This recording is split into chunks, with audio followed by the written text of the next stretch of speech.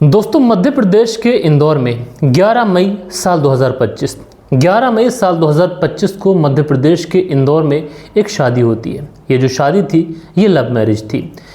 दरअसल ये जो शादी थी ये इंदौर में एक बहुत ही बड़े जो ट्रांसपोर्ट के काम करते हैं, ट्रांसपोर्ट व्यापारी हैं, उनके छोटे बेटे राजा रघुवंशी की ये शादी थी। शादी होती भी है एंड शादी होने के बाद में राजा रघुवंशी अपनी पत्नी सोनम के साथ में 20 मई साल 2025 को हनीमून के लिए शिलोंग चले जाते हैं।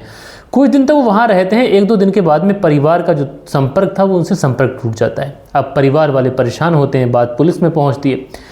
उसके बाद में कुछ ही दिनों के बाद में जो राजा रघुवंशी होते हैं उनकी डेड बॉडी परिवार वालों को पुलिस की मौजूदगी में मिल जाती है। अब उस समय अलग अलग थ्योरी पूरे देश के अंदर चल रही थी। कोई कह रहा था कि राजा रघुवंशी की हत्या करने के बाद में किसी ने सोनम का किडनैप कर लिया है और सोनम के साथ में कुछ भी अनहोनी हो जाए।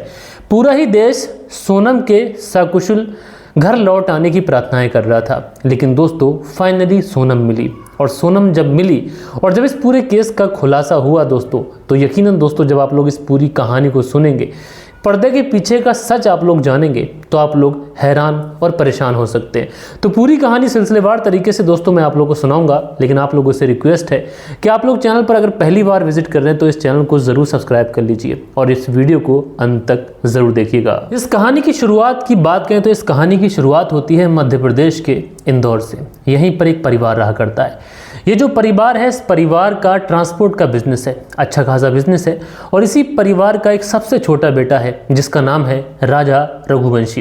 उम्र लगभग इसकी 30 साल के आसपास है। ये बात मार्च साल 2025 की है कि जब राजा रघुवंशी की मुलाकात सोनम से होती है। सोनम जो कि एक प्लाईवुड की कंपनी में एचआर की जॉब किया करती थी। सोनम भी देखने में बेहद ही खूबसूरत थी। उधर जो राजा रघुवंशी था ये भी देखने में बेहद ही खूबसूरत था।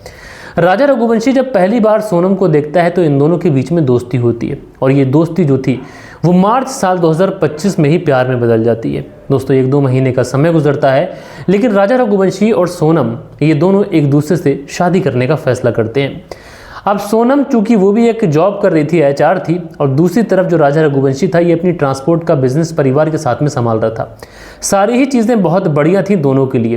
परिवार वालों को बताया जाता है, सोनम अपने परिवार वालों से डिस्कस करती है और इधर राजा रघुवंशी अपने परिवार वालों से डिस्कस करता है। लेकिन परिवार वालों को इन दोनों के रिश्तों से कोई भी ऐतराज़ नहीं होता है। और दोस्तों फाइनली 11 मई साल 2025 को ये जो शादी थी बड़ी ही धूमधाम के साथ में इन दोनों की कर दी जाती है। दोस्तों ये जो शादी थी ये शादी काफ़ी ज़्यादा रॉयल तरीके से की गई थी, क्योंकि जैसा कि मैंने आप लोग को बताया राजू रघुवंशी का जो परिवार था वो परिवार का ट्रांसपोर्ट का बिजनेस था। तो परिवार में पैसे की कोई कमी नहीं थी, सारी ही चीज़ें बहुत बढ़िया थी परिवार के लिए। इसलिए वो अपने छोटे बेटे की शादी बड़ी ही धूमधाम के साथ में करना चाहते थे और दोस्तों उसी तरीके से इन्होंने अपने बेटे की शादी की भी थी। धीरे धीरे समय गुजरता है। चूँकि 11 मई साल 2025 को ये शादी हुई थी, 20 मई आते आते जो सोनम थी ये राजा से बार बार कहती है कि हमें हनीमून के लिए कहीं चलना चाहिए। राजा पूछता है कहाँ चलना है, तो सोनम जगह जगह बताती है, लेकिन राजा रघुवंशी कहता है कि ऑलमोस्ट इनमें से ज़्यादातर जगह मैं घूम चुका हूँ। इसलिए ये दोनों डिसाइड करते हैं कि क्यों ना कश्मीर जाया जाए। लेकिन दोस्तों हाल ही में कश्मीर के अंदर जो पहलगाम अटैक हुआ था जिसमें आतंकवादियों ने कुछ टूरिस्ट के ऊपर हमला कर दिया था, जिसमें 27 से 28 लोगों की जानें चली गई थी। इस वजह से इन दोनों ने कश्मीर जाने का प्लान जो था वो कैंसिल कर दिया, क्योंकि परिवार वाले भी नहीं चाहते थे कि कश्मीर के अंदर का हाल अभी ठीक नहीं है, माहौल ठीक नहीं है, तो ये दोनों वहाँ पर जाएं तो इनके साथ में कोई अनहोनी ना हो जाए। इसलिए परिवार वालों ने इन्हें कश्मीर जाने के लिए मना कर दिया। उसके बाद में ये लोग घूमने के लिए शिलोंग पहुँच जाते हैं। अब दोस्तों ये बात थी लगभग 23 मार्च साल 2025 की। 23 मार्च साल 2025 को दोपहर के समय में राजा रघुवंशी की जो माँ होती है ये राजा रघुवंशी को फ़ोन लगाती है, लेकिन राजा रघुवंशी का जो फ़ोन था ये फ़ोन स्विच ऑफ बताता है। अब राजा की माँ को ये लगता है हो सकता है कि राजा का फ़ोन डाउन हो गया हो, डेड हो गया हो, फ़ोन उसका चार्ज ना हो। इसलिए वो अपनी जो बहू थी जिसका नाम सोनम था वो सोनम को कॉल लगाती है, लेकिन सोनम का मोबाइल नंबर लग जाता है। सोनम फ़ोन भी उठाती है, उधर से अपनी सासू माँ को प्रणाम करती है और कहती है कि हम लोग एक पहाड़ी पर अभी चढ़ रहे हैं। और इसी वजह से जो सोनम की आवाज़ थी वो भी उसकी सासू माँ को बहुत ज़्यादा घबराए हुए वे में आ रही थी, यानी उसकी हाँफ चल रही थी। इस वजह से राजा रघुवंशी की जो माँ होती है वो कहती है कोई बात नहीं, पहले आप पहाड़ी पर चढ़ लो, उसके बाद में हमें चैन से फ़ोन कर लेना। अब राजा रघुवंशी की माँ ये सोच कर खुश थी कि चलो ठीक है, दोनों बहू और जो बेटा है ये दोनों शिलोंग में घूम रहे हैं। लेकिन दोस्तों जैसे जैसे वक्त गुजरता है तकरीबन शाम का वक्त आ जाता है। दोपहर के 2 बजे के आसपास राजा रघुवंशी की मां ने राजा को कॉल करके पूछा था, लेकिन अब दोपहर से लगभग शाम हो चुकी थी और शाम तक न राजा का कोई फ़ोन आया था और न सोनम का कोई फ़ोन आया था। न सोनम के परिवार वालों से किसी की बात हुई थी, न राजा के परिवार वालों से बात हुई थी। ये सारी बातें सोच सोच के जो राजा रघुवंशी की माँ थी वो कहीं ना कहीं परेशान होने लगी थी। लेकिन दोस्तों 23 मार्च साल 2025 का ये दिन जो था, ये माँ और बाकी के परिवार वाले ये सोचकर गुजार देते हैं कि हो सकता है कि ये लोग पहाड़ी पर घूमने के लिए गए थे और पहाड़ी से जब तक ये आए हों तो इनका फ़ोन डेड हो गया हो या ये लोग थक गए हों, सो गए हों। इसलिए 23 मार्च साल 2025 का ये दिन ऐसे ही गुजर जाता है। 24 मार्च साल 2025 का दिन आ चुका था, लेकिन 24 मार्च साल 2025 को भी परिवार वालों का ना तो राजा और ना सोनम, इनसे किसी से भी कोई कांटेक्ट नहीं होता है। 24 तारीख का दिन भी गुजर जाता है। जब 24 तारीख का दिन गुजर जाता है और परिवार वालों का किसी से कोई संपर्क नहीं होता है, अब परिवार वालों की परेशानी बढ़ती है। लिहाजा जो राजा का भाई था ये तुरंत सोनम के भाई को कांटेक्ट करता है और उसके बाद में कहता है कि हमें सोनम और राजा को ढूंढने के लिए निकलना चाहिए।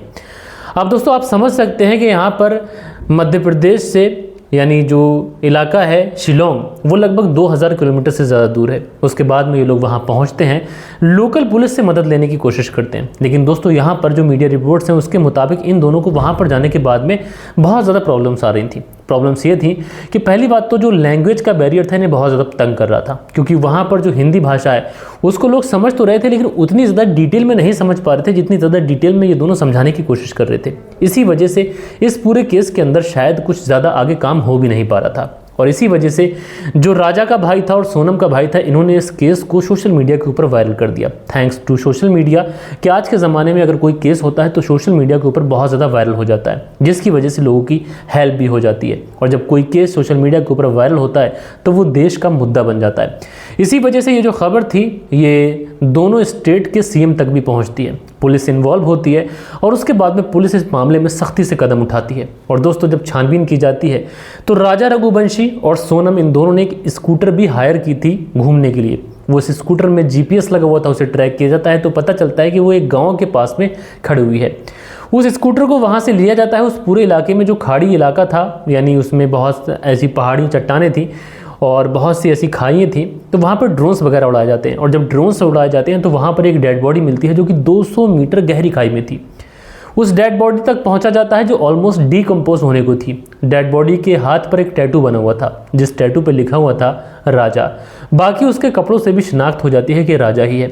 अभी तक ये मामला मिसिंग मामला लग रहा था, यानी राजा रघुवंशी और सोनम न जाने कहाँ चले गए।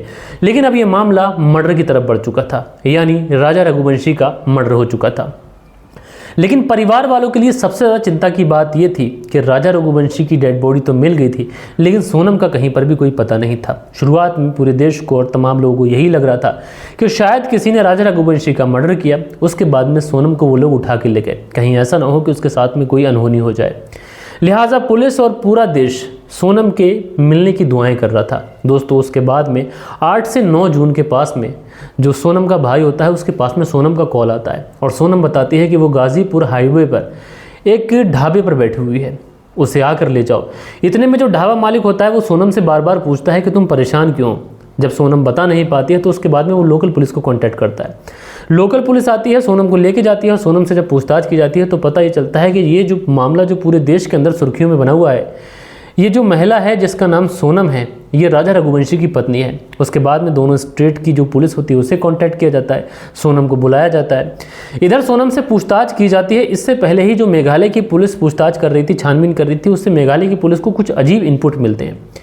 दरअसल जो गार्ड्स थे और जो सीसीटीवी कैमरास थे वहाँ से ये पता चलता है कि जिस समय राजा रघुवंशी और सोनम रघुवंशी जिस समय ये लोग वहाँ पर घूम रहे थे तो वहाँ पर 3 और ऐसे लोग थे जो हिंदी बोल सकते थे। अब वहाँ पर 3 ऐसे लोग जो हिंदी बोल सकते थे, यानी इससे ये बातें साफ हो रही थी कि कहीं ना कहीं वो तीनों लोग इन दोनों का पीछा कर रहे थे। आखिरकार इन दोनों का पीछा क्यों कर रहे थे ये पुलिस को जानना बहुत ज़्यादा ज़रूरी था। उसके बाद में कुछ मीडिया रिपोर्ट्स में बताया गया कि सोनम और उसके साथ में एक और लड़का था जिसका नाम था राज कुशवाहा, जो इन 3 लोगों में मिला हुआ था। सोनम का इस राज कुशवाहा के साथ में अफेयर था और इसी वजह से सोनम ने राज कुशवाहा और उन 3 साथियों के साथ मिलकर अपने पति राजा रघुवंशी की हत्या कराई थी। बहरहाल इस पूरे मामले में अभी इन्वेस्टिगेशन चल रही है, किस वजह से हत्या कराई थी, क्या रीजंस थे, अफेयर की बात भी सच है या फिर नहीं है, ये सारी चीज़ें अभी डिटेल में आएंगी। लेकिन दोस्तों जितनी डिटेल आई थी ये मैंने आप लोगों को बताई है। आप लोगों को वीडियो कैसा लगा कमेंट्स करके बताइएगा। बाकी दोस्तों मिलते हैं कल के दिन किसी और स्टोरी के साथ में। जब तक के लिए अपना ख्याल रखें, देश का ख्याल रखें, परिवार के रिश्तों की अहमियत को समझें। जय हिंद, जय भारत।